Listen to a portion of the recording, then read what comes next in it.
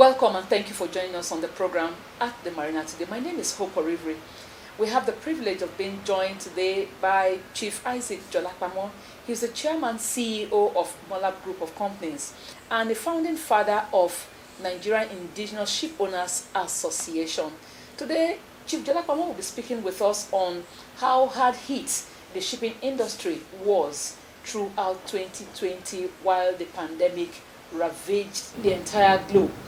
And then he'll also be looking at what it takes and what Nigerian ship owners particularly have been doing when it comes to planning for life after active service in the shipping world. Chief, you're welcome on the program. Thank you very much, Joy, for having me. It's good to see you once again. Thank you, and Happy New Year to you. I wish you the same. Thank you. Okay, good. So now to talk, we just want you to give us an insight to what it really looked like throughout 2020 when the pandemic hit the global space. What was it like for ship owners and shipping industry? Well, I will first say that you have various trades in the shipping industry, and the hard hit of them, we don't practice that in our own climate here, i.e. where you have holiday boats.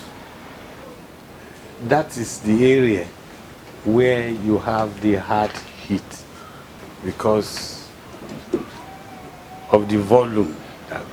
But when you talk of particularly tanker ships or service boats, the contact is limited. This operates mostly offshore, and you don't. The only area where you can think of issues are the crew change, because they have to interface in the process of crew change, and that has kept most seafarers at sea for longer than expected. But I think overall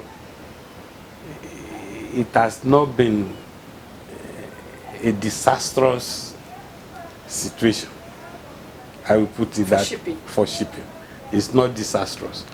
But we have other areas that are begging for attention.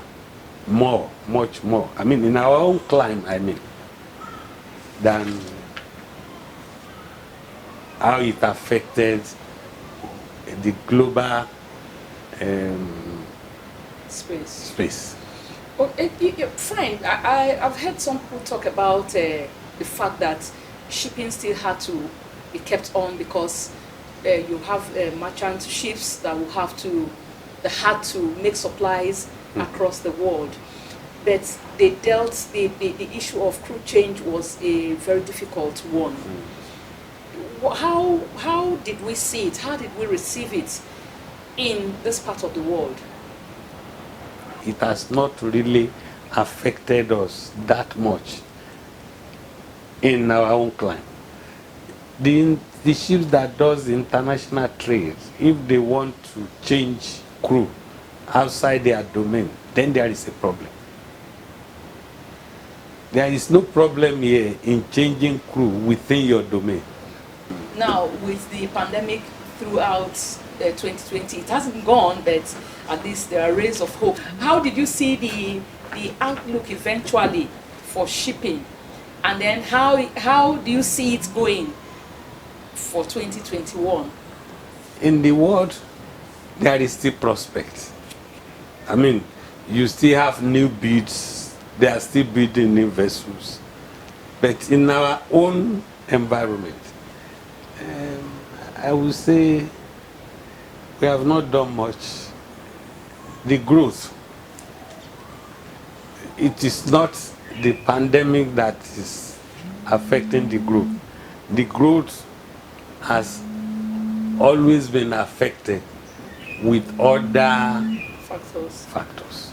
With the confidence that nothing was really disrupted in the shipping subsector, what are the expectations for the indigenous ship owner, Nigerian ship owner, for 2021 in terms of more engagement and larger businesses?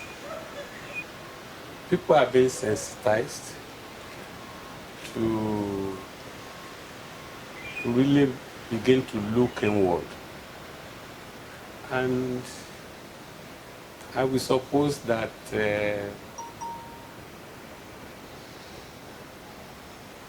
we are getting some feelers that people will begin to cooperate, or people in position of authority.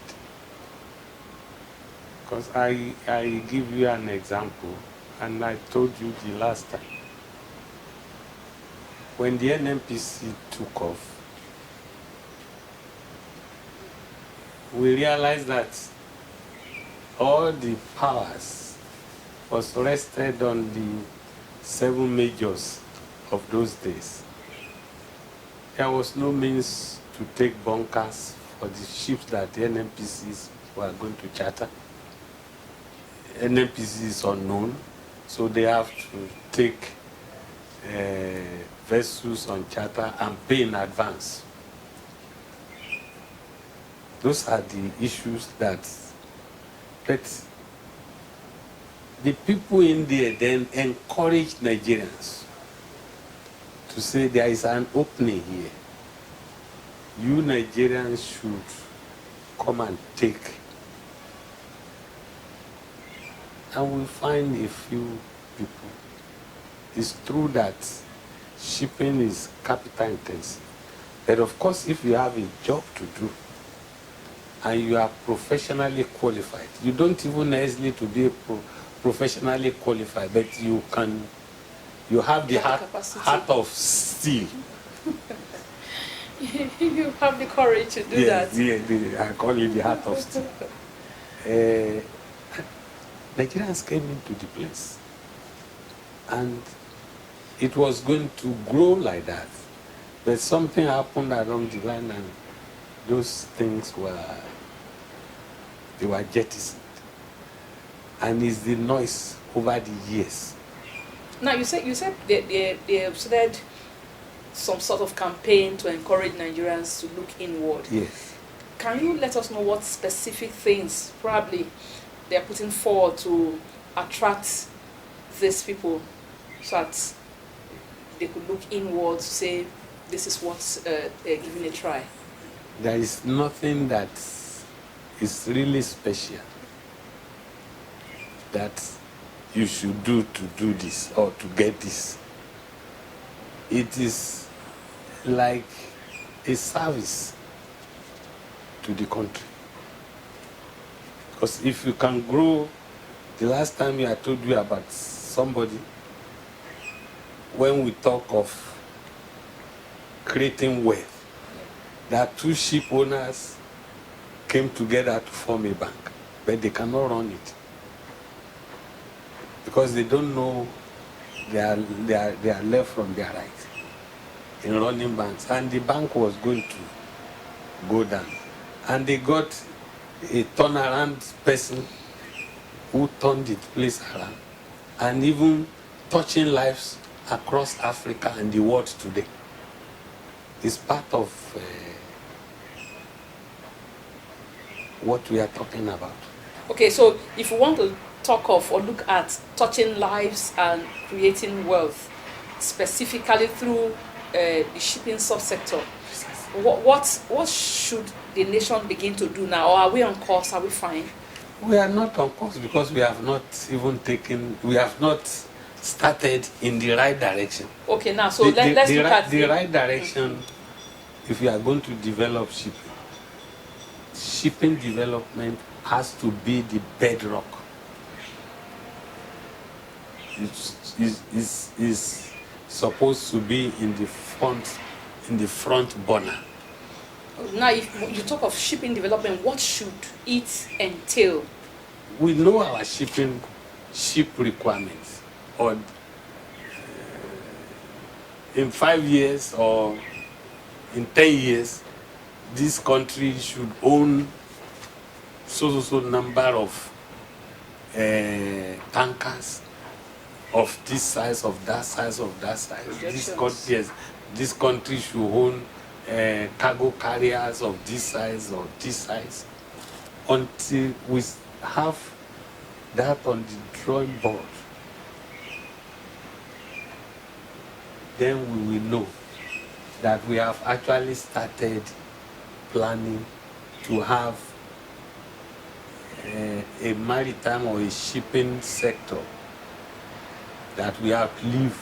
But the federal government had initiated the move towards getting re-establishing the national fleet. I'm a member of the committee. Yeah, that's why I'm asking you that, I know. But there is more to it. There must be the government's will to make it happen. Will to make it happen in the sense that if you have a national fleet, you must have cargo that fleet is going to be taking. But Nigeria has cargo. And we have cargo. But what about the access to the cargo? Nigeria has always have cargo.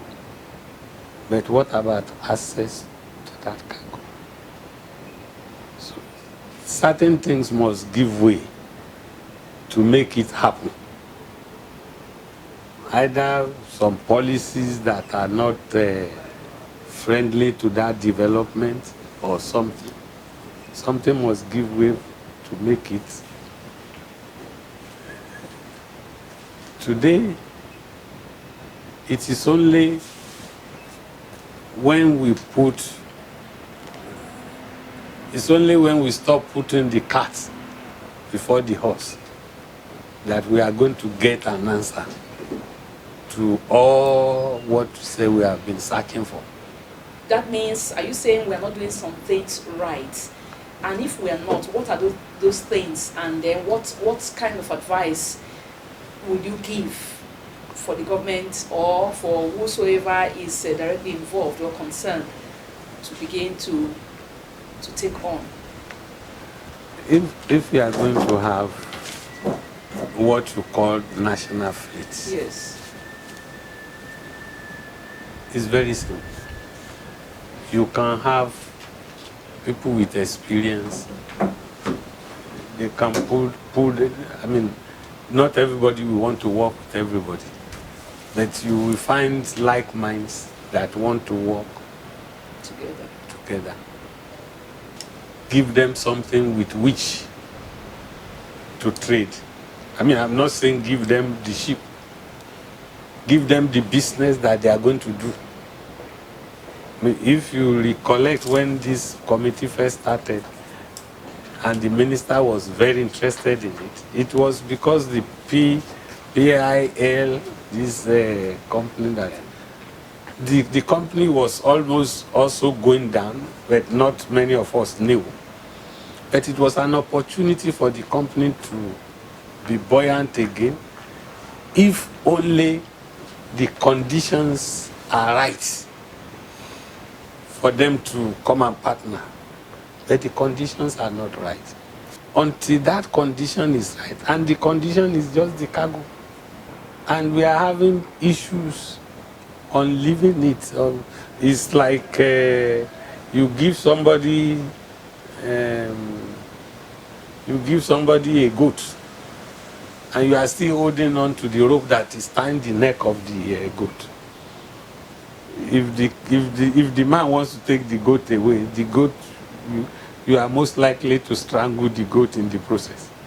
So I think if we just say it clearly as it is, If Nigeria has the cargo, and then there are arrangements to have indigenous ship owners at least have access to begin to take part in its shipment, and that will help the establishment of the fleet to keep working, to be active, and then make a meaning. So some people misconstrue the idea of what's supposed to take place. Okay. It is not, we are not talking of a national fleet like the NNSL or the one that came after the NNSL.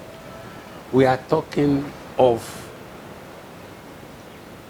groups of people, of Nigerians, that pool their resources, financial and technical, together to have a national flag that trades with Nigerian flag, but should have access to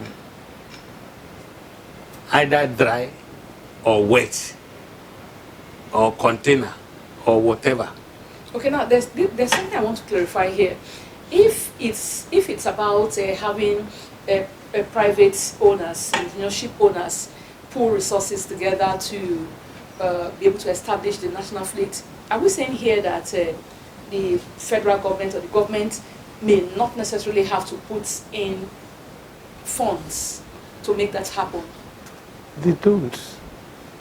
It could happen without the government putting in funds. What they need to put, shipping something, like I said, is standing on a tripod. The person who has a steel hat is one leg. The finance is another. The cargo you are going to carry, which is God the Father, the Son, God the Holy Ghost, is the cargo. If it's missing, there is. But if you have God the Holy Ghost, God the Father naturally comes in, because you will be able to raise money when you have something to show. It is now going to depend that you are not given a cobbler the money to go and buy ship, or given a carpenter or somebody who claimed to be, but looking at the, how will I put it, the track record of the people that are involved. Okay, I think that should be clear enough. We've talked over time about this, and I think Nigerians are hopeful that someday soon they will actually hit the results of all these years of trying to establish a national fleet that will begin to work. Now let's look at the flip side. For ship owners or players in the sector, what does it take, or how has it been, probably planning for life after active work in the subsector? How has it been? Well, I will put it this way. We have the first generation of Nigerian ship owners who either have one vessel, and we can even take the Abiolas, the Yaraduas,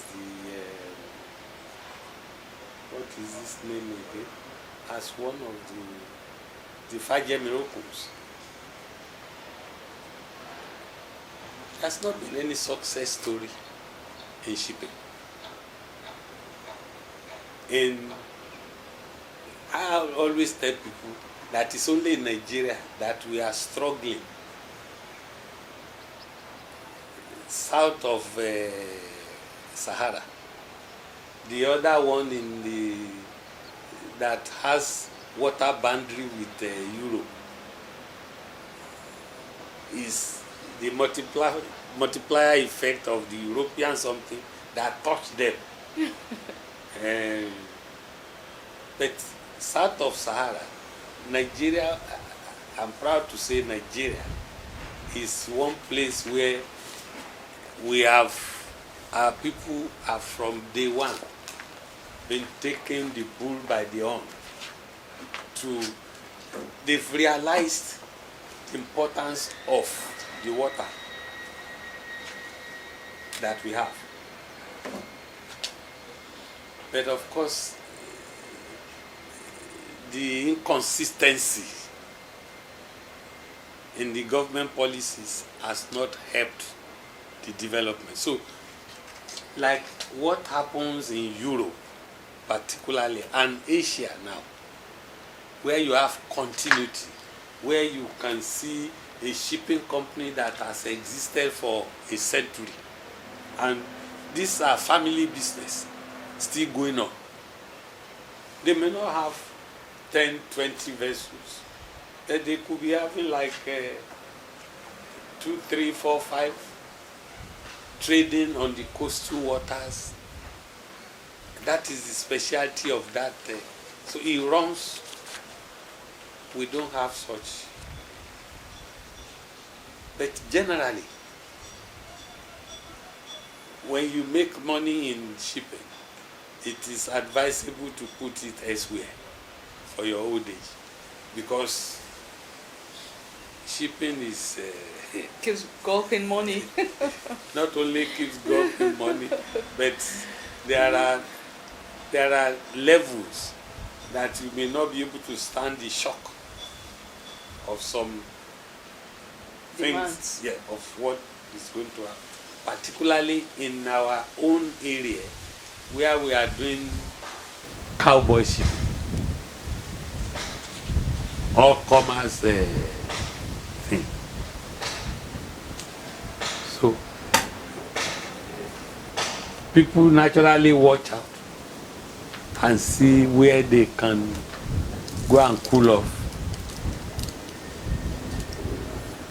People have made attempts to see that they change batting, but it has not worked much. I will not say it has not worked at all. It has not worked much, and it's because of the inconsistency in the policies that we make or the government make for some good reasons. Yeah.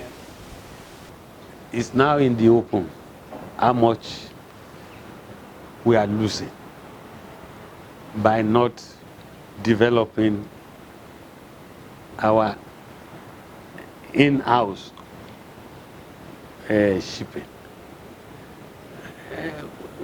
Once the story starts getting out, in the past we used to say we are operating in the trenches. Some of your people were with us in the trenches, and at a point in time we came out of trenches and we were shaking government officials, and we are not fighting again. That's a phase. This is another phase, and the information is now more in the open. Kudos to you people in the media now, because there are so many platforms which gives you information about what is happening, unlike in the past. So if everybody knows that there is one day it will happen. Okay. I hope people like me are still. One day indeed it will happen. It will happen, and operators in the sector and everybody concerned will eventually be happy. Thank you once again, Chief, for making time to speak with us. You are welcome. We appreciate it. Always welcome.